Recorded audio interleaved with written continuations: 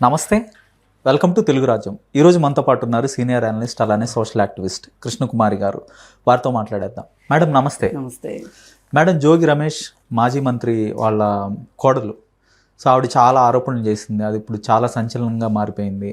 So వాళ్ళ కొడుకు కాపురానికి పనికిరాడని, లేదంటే వాళ్ళు హత్యాయత్నం చేశారని, తర్వాత వాళ్ళు ఏకంగా హిందువులే కాదు తర్వాత క్రైస్తవ మతాన్ని స్వీకరించారని ఇలాంటి ఆరోపణలు అయితే చాలా చేసింది. సో ఇంతవరకు అయితే చాలా గృహహింస చట్టం అంటే చాలా సివియర్ చట్టం, బట్ ఇప్పటికి కూడా వాళ్ళని అరెస్ట్ అయితే చేయలేదు. సో అసలు ఏంటి ఈ కేసు పూర్వాపరాలు ఏంటి? అంటే అండి, చాలామంది రాజకీయ నాయకులు ఎలా ఉంటారంటే బయట ఎంత కఠినంగా ఉన్నా, ఎంత దూకుడుగా ఉన్నా ఇల్లు వేరు సమాజం వేరు అనుకుంటారు చాలామంది. బయట వాళ్ళు చూపించిన దానికి, బయట వాళ్ళు ప్రవర్తించే తీరుకి ఇంటికి చాలా డిఫరెన్స్ ఉంటుంది. కానీ కొంతమంది ఏంటి అంటే అది సమన్వయం చేసుకోలేక బయట చూపించిందే ఇంట్లో కూడా చూపిస్తూ ఉంటారు.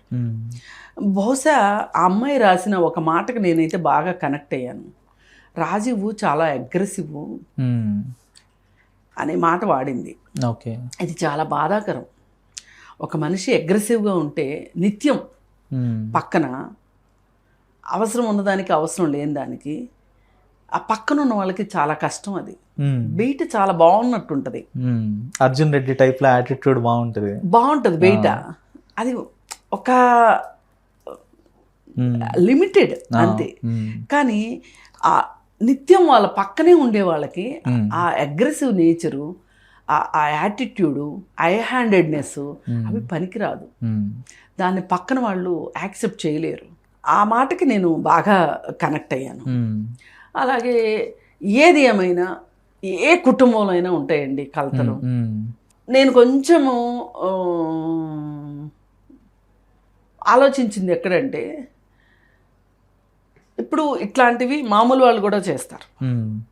మామూలు వాళ్ళ ఇళ్లలో పంచాయతీలు కూడా జరుగుతూ ఉంటాయి. ఏ ఇంట్లో అయినా జరుగుతాయి, మామూలు వాళ్ళ ఇళ్లలో జరుగుతాయి. ఈ మామూలు వాళ్ళు రాజకీయ నాయకుల ఇళ్ళకి వస్తారు పంచాయతీలకి. మరి ఈ జోగి రమేష్ ఇంట్లో పంచాయతీకి ఎవరు పెద్ద? ఎక్కడికి వెళ్ళాలి అసలు? వీళ్ళింట్లోనే పంచాయతీ అయితే ఇంకెక్కడికి వెళ్ళాలి? ఇప్పుడు ఊరందరికీ పంచాయతీలు చేసే వ్యక్తి వాళ్ళ ఇంట్లోనే పంచాయతీ అయితే ఏంటి పరిస్థితి? ఇది వాళ్ళకు ఉండాలి. నేను ఎందుకు చెప్తున్నా ఈ మాట? అరే, నా దగ్గరికి మంచి చెడు చెప్పమని వస్తారు, నా గురించి 10 మంది ఇలా మాట్లాడుకుంటే ఎట్లా అనే ఒక ఇంగితం పనిచేస్తే చాలా మార్చుకుంటారు మనుషులు. ఏ పరిస్థితులైనా రావచ్చు. ఒకవేళ ఆ అమ్మాయే రాంగ్ అనుకోండి, మీరు దాన్ని సరి చేసుకోవాల్సిన అవసరం ఉంది కదా. అంటే ఒక రాజకీయ నాయకుడిగా నీకు ఇంటి మొత్తం రాజకీయ నాయకులే. మీరు లీడరు, మీ తమ్ముడు లీడరు, ఓకే, కొడుకు లీడరు, ఒకప్పుడు జోగి రమేష్ ఫాదర్ లీడరు. కానీ ఆయనకి చాలా మంచి పేరు ఉంది వాళ్ళ ఫాదర్కి. మోహన్ రావు గారిని ఇప్పటికీ గారు అనే పిలుస్తారు ఆయన్ని, ఏ మాటకా మాట. ఉన్నారా? లేరు అనుకుంటా, లేరు. మా పక్క ఊరు కాబట్టి నాకు మొత్తం తెలుసు. ఆయన ఒకప్పుడు సర్పంచ్గా పోటీ చేశారు కూడా. ఇది యాక్చువల్గా బాగా స్ట్రాంగ్ కాంగ్రెస్ ఫ్యామిలీ వీళ్ళది.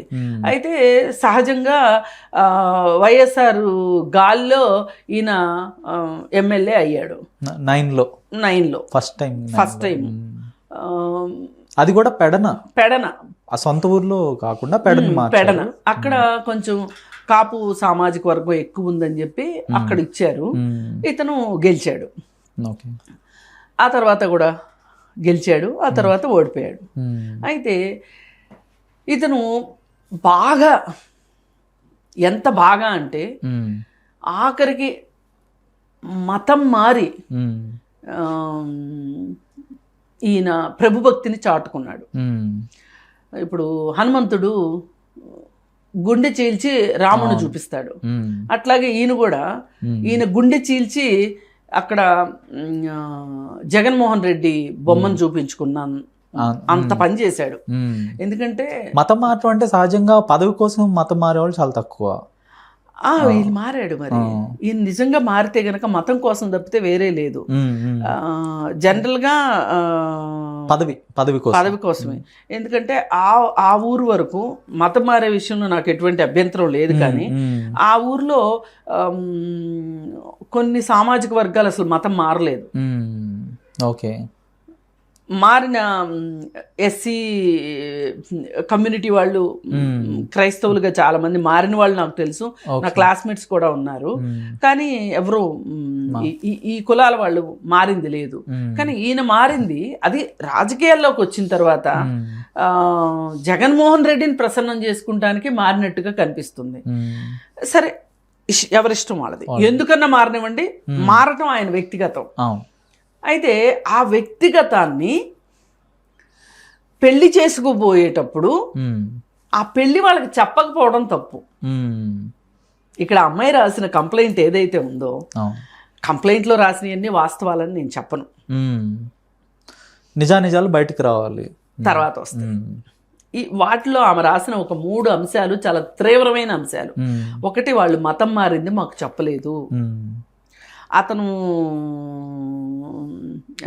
అతని ఆరోగ్యం గురించి మాకు చెప్పలేదు, అలాగే మమ్మల్ని చాలా ఇబ్బందులు పాలు చేశారు, అదనపు కట్నము వాటి కోసము, పైగా నా పైన అత్యాయత్నం కూడా చేశారు అనేది ఈ విషయాలు ఏవైతే ఉన్నాయో ఇవి వీటికి కనుక ఆమె రుజువులు సాక్ష్యాలు చూపించగలిగితే గనక ఇది చాలా పెద్ద నేరం.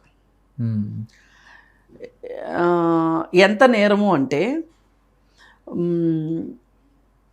అతనికి శారీరక అనారోగ్యం ఉన్న సంగతి బహుశా తెలిసే అవకాశం లేదనుకుందాం. కాసేపు వాళ్ళకి తెలియకే పెళ్లి చేశారు అనుకుందాం.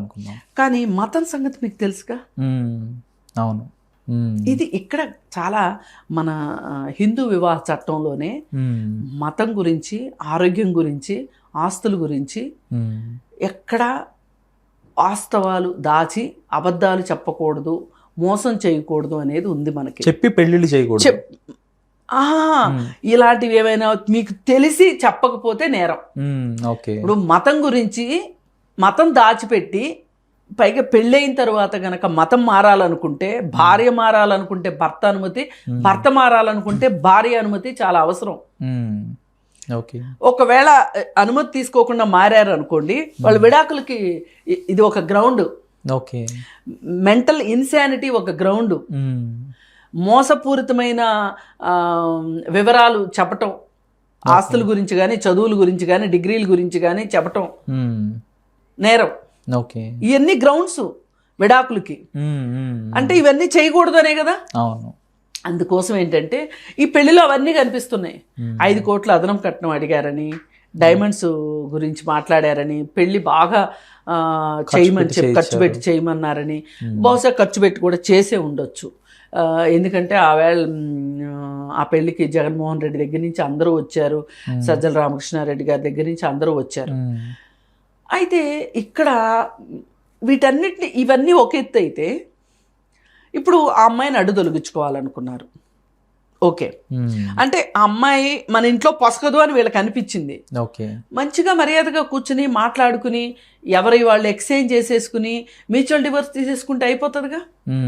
అట్లా కాకుండా అమ్మాయిని ఇప్పుడు చంపాలని చూడడం తప్పు కదా. ఇప్పుడు అమ్మాయి చెప్తుంది అంటే నన్ను గోవాలో తోసేయాలని చూశారు, ఆ తర్వాత ఇంకోటి అన్ని అది చెప్తుంది ఆ అమ్మాయి. ఇది చెప్తున్నప్పుడు ఆ అమ్మాయికి ఎంత అభద్రతకి గురవ్వకపోతే, ఎంత బాధపడకపోతే, పోనీ ఆ అమ్మాయి ఊహించుకుందనే అనుకుందాం. ఆ అమ్మాయి ఊహించుకోవడానికి మీరు ఎందుకు ఆస్కారం ఇచ్చారు? ఇప్పుడు ఇవన్నీ కూడా వీటిని అయితే మీరు తీసి పక్కన పెట్టలేరు కదా. అందుకని ఏది ఏమైనా ఇక్కడ జరగాల్సింది ఏంటి అంటే, అసలు మీరు ఒక చర్చించుకుని దీన్ని ఇంతటితోటి పుల్ స్టాప్ పెట్టుకుని ఉండుంటే ఎంతో మందికి పెళ్లి లేని వాళ్ళందరూ 100 ఏళ్ళు బతికి కలిసి ఉండట్లా విడాకులు తీసుకుంటున్నారు. మ్యూచువల్ కన్సెంట్ తో విడిపోవచ్చు, శాంతిపూర్వక వాతావరణంలో తీసుకోవచ్చు. మరి అలాంటప్పుడు మీరు ఎందుకు ఇలా పనిచేసినట్టు, ఇంత దాకా ఎందుకు చేసుకున్నట్టు? నాది ఇంకొక డౌట్ మ్యామ్. ఇప్పుడు ఆవిడ చెప్తున్న దాని ప్రకారం May 30, 2025 అంటే దాదాపు 12 నెలలు అయిపోయింది. సో అప్పుడే పెళ్ళయింది, అయినప్పటికీ శారీరకంగా కలవలేదు, అలా నెలలు గడిచిపోయినాయి. ఇప్పుడు మొన్న ఏప్రిల్లో కూడా వాళ్ళు గోవా వెళ్ళినట్టుగా ఆవిడ చెప్పుకొచ్చింది. సో ఇంత మానసిక వేదన పడుతూ కూడా 1 సంవత్సరం వాళ్ళ ఇంట్లో ఉండటానికి రీజన్ ఏంటంటారు? అమ్మాయి ఆన్ అండ్ ఆఫ్గా ఉంటుంది. మేబీ నేను అనుకోవటం ఈ అమ్మాయి అసలు ఫస్ట్లో వెళ్ళిపోయింది పుట్టింటికి. వెళ్ళిపోతే పెద్ద మనుషులు తీసుకొని వచ్చి అత్తగారింట్లో ఉండమని చెప్పారు. అప్పుడు రమేష్ కూడా ఏమో హామీలు ఇచ్చుండొచ్చు, లేకపోతే అమ్మాయిని తీసుకొచ్చి ఎందుకు ఇంట్లో వదిలిపెడతారు. ఒకసారి అయితే పంచాయతీ జరిగింది, కానీ ఆ తర్వాత మళ్ళీ రిపీట్ అయినాయి అని ఆ అమ్మాయి అభియోగం. ఇప్పుడు ఒకటండి, ఇవాళ వీళ్ళు సూర్యాపేటలోనో కోదాడో సూర్యాపేట ఏదో చెప్తున్నారు, అతనికి మంచి పేరుంది, అంత అల్లాటప్ప వ్యక్తి అయితే కాదు. ఆయన సంప్రదించుకునే వ్యక్తులు ఆయనకి సలహాలు చెప్పకుండా ఉంటారు కదా. నిరూపించలేని విషయాలు ఎవరు కూడా పెట్టి ఇరుక్కోరు కేసుల్లో. వాళ్ళు నిరూపించలేనివి పెట్టారని నేను అనుకోను. కాబట్టి ఇక్కడ ఎక్కడో ఏదో పొరపాటు అయితే బాగా జోగి రమేష్ వైపు నుంచి జరిగింది. పైగా వాళ్ళు ఏమనుకున్నారంటే ఏదైనా ఇక్కడికంటూ వచ్చిన తర్వాత అలా పడి ఉంటుంది నోరు మూసుకుని అని అనుకున్నట్లుంది. పైగా అతను నాకు ఇష్టం లేని పెళ్లి చేశారు అని పదే ఆ అమ్మాయితోటి నీకు ఇష్టం లేకపోతే నువ్వు వెళ్ళిపో అని ఆ అమ్మాయిని తల్లిదండ్రి లేనప్పుడు అన్నాడని కూడా అమ్మాయి దాంట్లో రాసింది. ఏదైనా కానీ అతనిది దుందుడుకు స్వభావము, అగ్రెసివ్ మెంటాలిటీ అని అనింది కదా.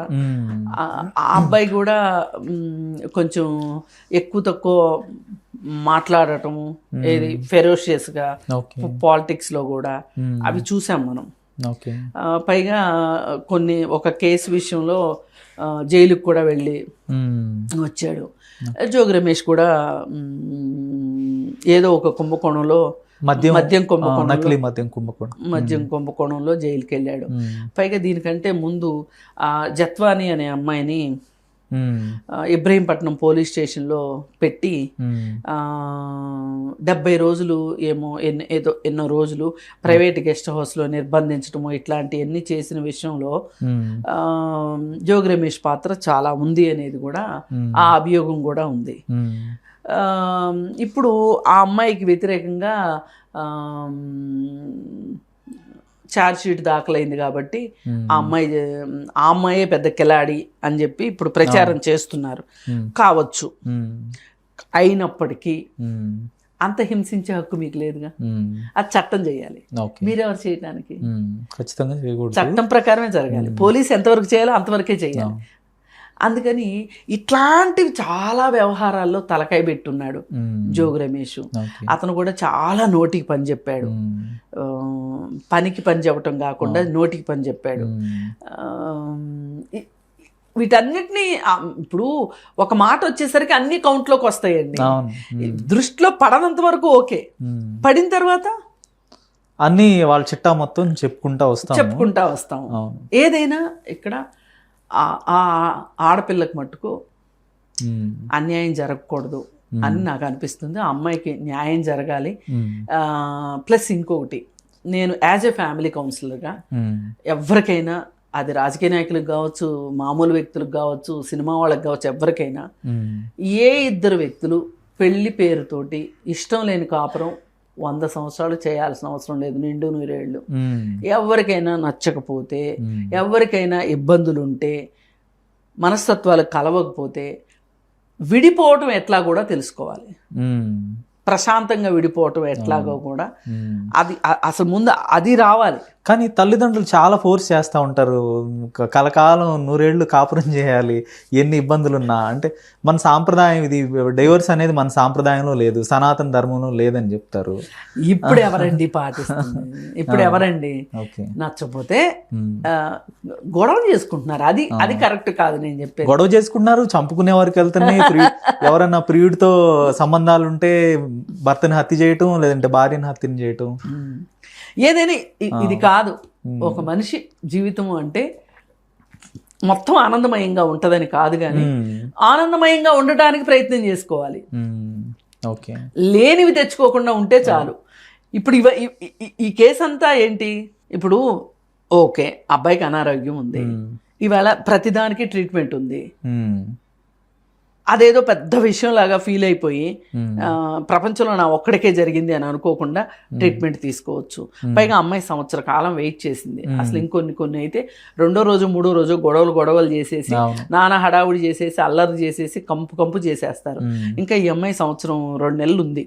ఇప్పుడు కేసు పెట్టేసరికి సంవత్సరం 2 నెలలు ఆ అమ్మాయి ఓపిక్గా వెయిట్ చేసినట్లు లెక్క. 1 సంవత్సరం సరిపోదా ఏంటో అనేది తేల్చుకోవటానికి? అది ఒకటి. 2వది, అసలు ఈ డబ్బులు పిచ్చేంటి? అసలు మతం గురించి కూడా ముందే చెప్పొచ్చు. ఇప్పుడు మతం తీసుకున్నంత మాత్రం డైలీ ప్రాక్టీస్ చేయాలని ఏమీ లేదు. ఒకే ఇంట్లో నాకు తెలిసి భార్య క్రైస్తవ మతానికి చెందితే భర్త హిందూ మతంలోనే ఉన్న జంటలు బోలెడు ఉన్నాయి. ఇప్పుడు వీళ్ళ కాన్ఫిడెన్స్ ఏముంటుందంటే పెళ్ళెప్పుడు వాళ్ళని మారుస్తాం అనుకుంటారు, వాళ్ళ కాన్ఫిడెన్స్ ఏంటి వీళ్ళని మారుస్తాం అనుకుంటారు.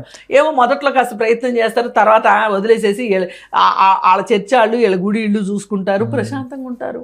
అంటే గొడవలు పడరని కాదు. నాకు తెలిసిన మా ఫ్యామిలీస్ లో కూడా ఇట్లా జరిగి విడిపోయిన వ్యక్తులు కూడా ఉన్నారు. అమ్మాయి ఏమో క్రైస్తవ మతం, అబ్బాయి ఏమో హిందూ మతం. పెళ్లికి ముందు ఓకే అనుకుంటారు, పెళ్లి అయిపోయిన తర్వాత గొడవలు స్టార్ట్ అయిపోతాయి. అంటే మతం కూడా ఇద్దరు భార్యాభర్తల మధ్య చిచ్చు పెట్టే స్థాయిలోకి అంతవరకు ఎందుకు తెచ్చుకుంటున్నారు? అది మతం తప్పు కాదు, వ్యక్తులు తప్పు. వీళ్ళకి ఇంత ఓవర్ కాన్ఫిడెన్స్ దేనికి అసలు?